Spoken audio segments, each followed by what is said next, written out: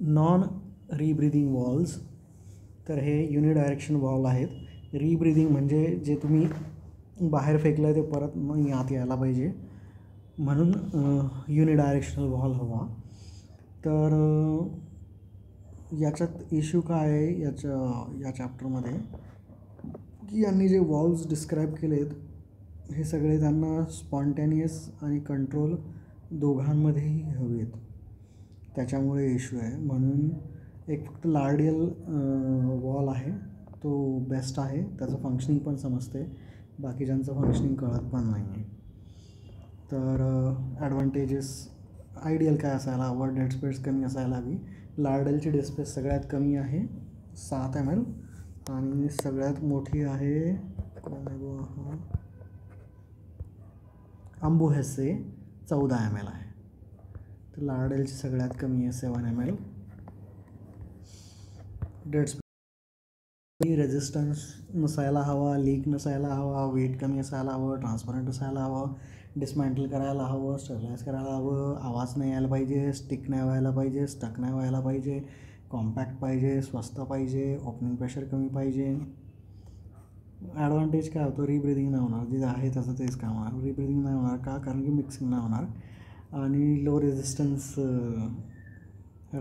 असल्यामुळे स्पॉन्ट आणि कंट्रोल दोघांमध्ये यूज व्हायला पाहिजे. तर ॲक्च्युली ही सर्कल सिस्टीम नाही आहे. सर्कल सिस्टीममध्ये काय, तुम्ही 2 वॉल वेगवेगळे लावू शकता. हे यांनी सर्व एकाच ठिकाणी, यांना इन्स्पिरेटरी वॉल पण पाहिजे, एक्सपिरेटरी वॉल पण पाहिजे, सर्कल सिस्टीम पण नाही पाहिजे, म्हणून हे सगळे इश्यू झाले. डिसॲडव्हान्टेज काय, वेस्टेज होतो, तुम्ही बाहेर टाकून देता, त्याच्यामुळे कॉस्ट वाया जाते. ॲनेस्थेटिक गॅसेस असेल किंवा ऑक्सिजनची हीट ह्युमिडिटी लॉस होऊन जाते, पोल्युशन होतं, बाकीच्या गोष्टी खेचलेल्या वाटतात, एवढं काही कळत नाही आहे. स्टँडर्डायझेशन नाही आहे. Classification depending on inspiration expiration कशात वापरत आहेत आणि पोझिशन, म्हणजे ग्रॅव्हिटीवर बेस्ड आहे का नॉन ग्रॅव्हिटीवर बेस्ड आहे. ग्रॅव्हिटीला फक्त हॉरिझॉन्टलमध्ये वापरू शकतो. नॉन पोझिशनल युजली इलास्टिक टेन्शनवाले आहेत, कुठल्याही पोझिशनमध्ये वापरता येतात. Usually flap, disc, fish mouth हे इररेस्पेक्टिव्ह चालून जातात. इन्स्पिरेशन एक्सपिरेशन दोघी ठिकाणी लागणारे ॲनेस्थेशिया, ते पण ते 2 वेगवेगळे वॉल असल्यामुळे ते इझी आहे. इथे जेही काही पुढे फंक्शनिंग दिलेलं आहे हे एकाच वॉलमध्ये दोन्ही केल्यामुळे प्रॉब्लेम आहे. तर आता हा रुबेन वॉल आहे.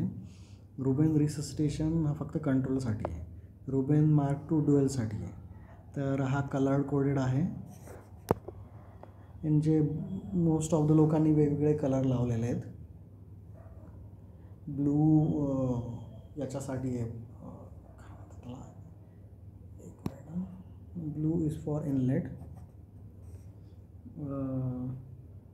गोल्ड आउटलेट आहे आणि हा पेशंट एंड आहे. पेशंट एंड हा आउट, हा इन. तर हा जो रुबेन वॉल यांनी वर्णन केला आहे हा कसा काय काम करतो काहीच कळत नाही आहे.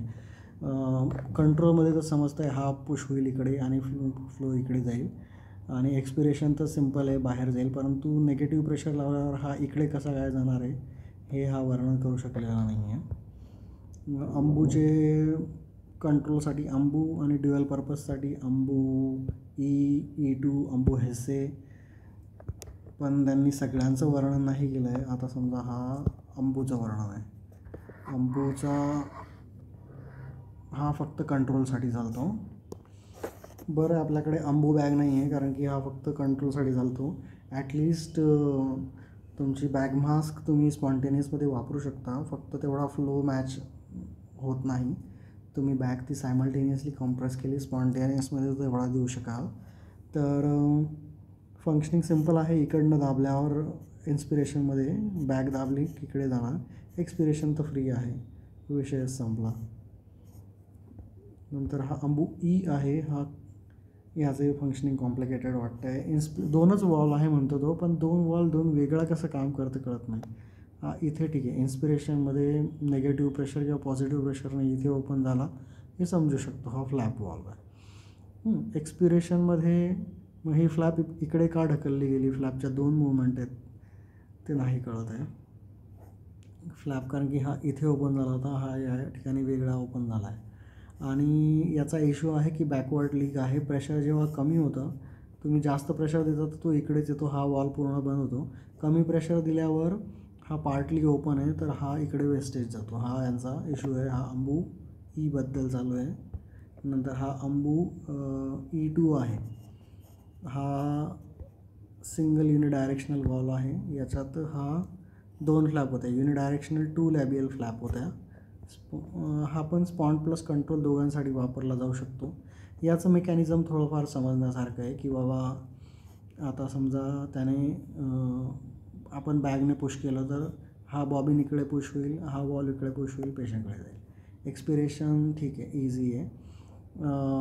निगेटिव्ह इन्स्पिरेशनमध्ये तो म्हणतो की हा ओपन होईल आणि हा बॉबिन पुश होईल. तर बॉबिनची आय थिंक ही रेस्टिंग पोझिशन आहे आणि बॉबिन इकडे कसं पुश होतं आहे ते मेकॅनिझम नाही सांगितलं आहे. इन्स्पिरेशन स्पॉन्टेनियस इन्स्पिरेशनची गोष्ट चालू आहे, निगेटिव्ह प्रेशरची. तर हे डायग्राममधनं कळत नाही आहे. मोस्ट कॉमन आहे लार्डेल. लार्डेलचं मेकॅनिझम इझी आहे, समजण्यासारखं आहे, टेन्शनचं काम नाही आहे.